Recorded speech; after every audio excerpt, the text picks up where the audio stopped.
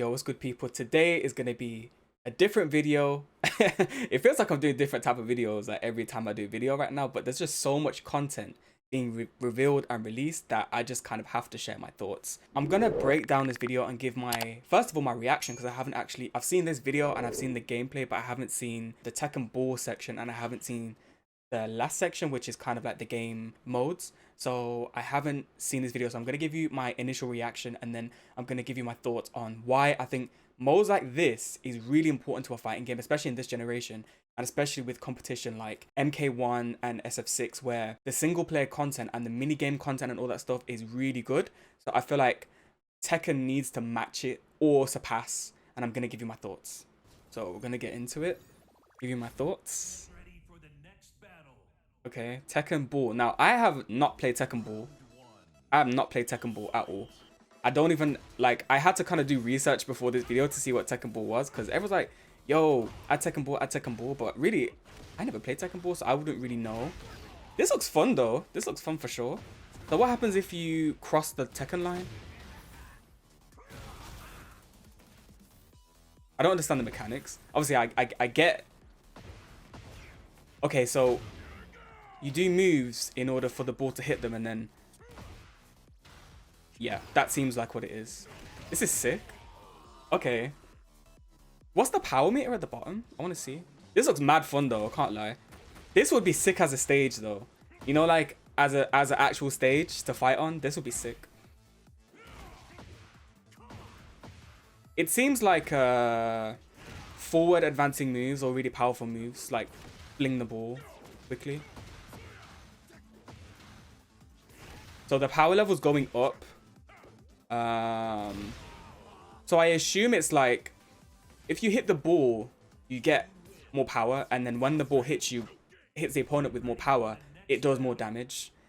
I'm guessing. I don't know. But I think Tekken Ball looks fun. Mini games like this is really important for casuals, and it's actually the minority who are top level and are competitors.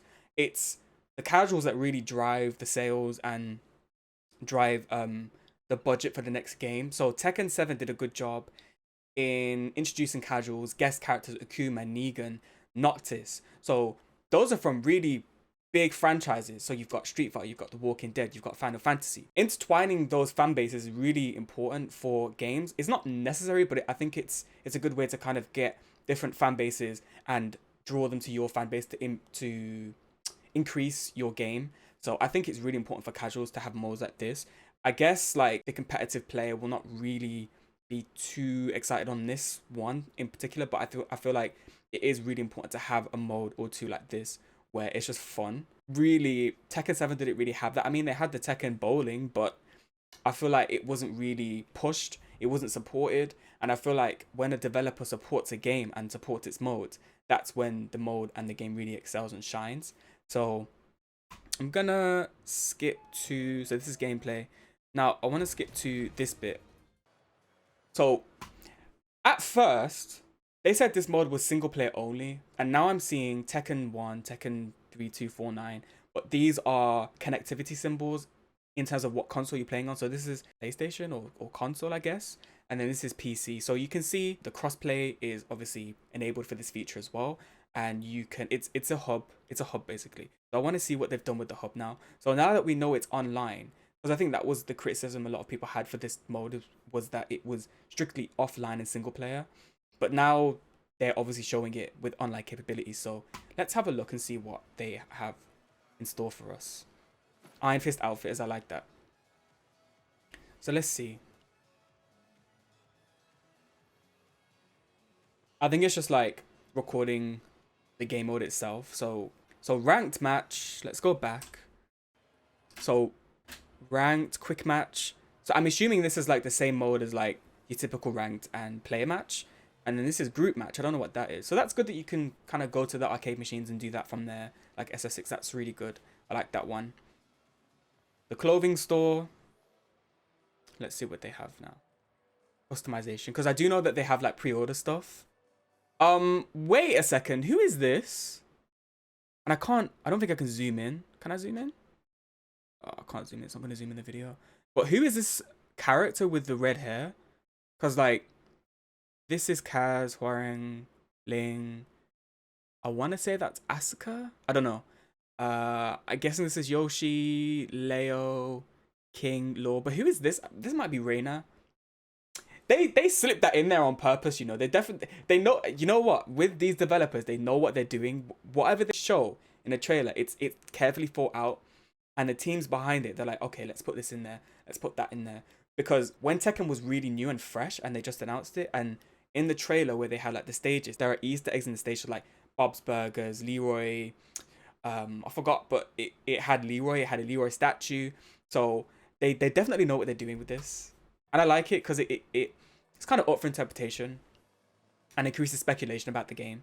So as you can see here, you've got Lily's costume, you've got Asuka's costume, which is nice. So that you've got Jin's jacket, and I don't know whose outfit this is, but just looks like a generic piece of customization clothing. But this is for the custom swaps, so you can actually put this outfit on Asuka and you can put this outfit on Lily. Now, I don't know how deep this goes, whether you can put this outfit on like Xiaoyu, for example. I don't know how deep it goes, so we're gonna just have to wait and see.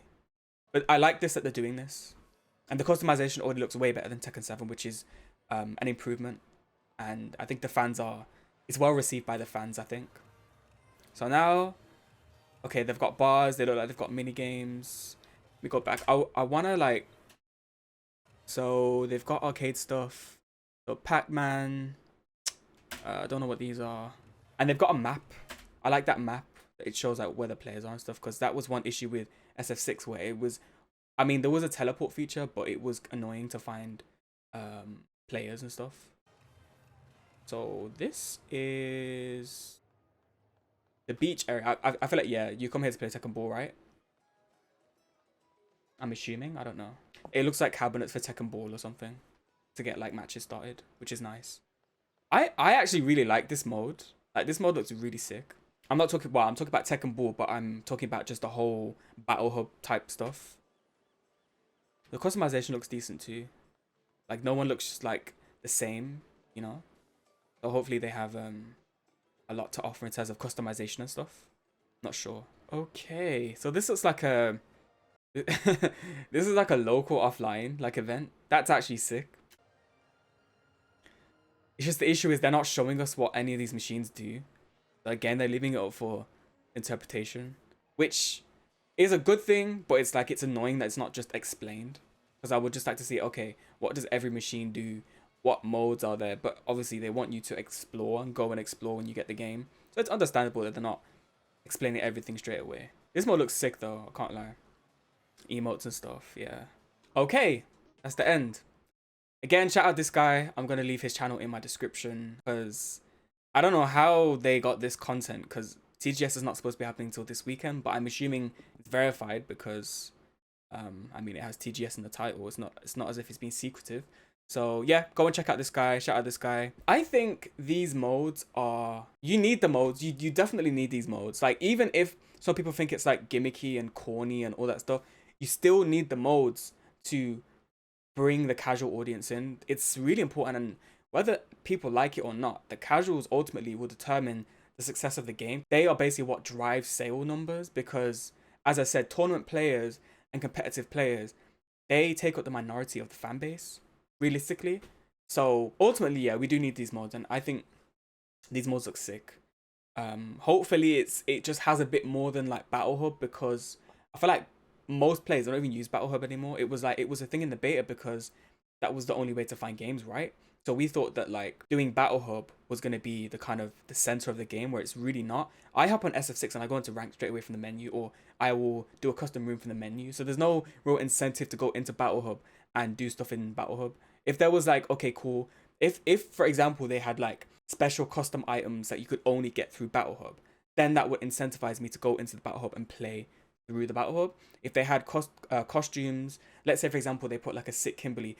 So if you do Kimberly's story mode, she has like a really nice custom which is not available yet. But if they said, okay, if you go into battle mode and do these challenges, you can get Kimberly's costume, then that would provide an incentive for me to go into Battle Hub and play it, and play modes within Battle Hub, maybe like minigame arcade machines or I don't know, completing an arcade mode on Street Fighter 2, stuff like that. I think that would be really sick if they actually supported the game that way and kind of not locked items behind it, but kind of, I mean, if it's in the game, it's in the game, right? I do not have an issue with developers locking stuff behind story mode. So with MK1, I think it's Havoc. Either I think it's Havoc that you have to unlock in story mode, which I completely think is fine because it's free. If, for example, they said, yeah, this character's DLC and you need to pay for him, then yeah, but it's free. So I don't have an issue with that. So those are my thoughts on the new modes. I in particular like Tekken Ball. I think this is really sick, especially because I've never played it before. This is like a really sick concept. But yeah, guys, those are my thoughts. Peace.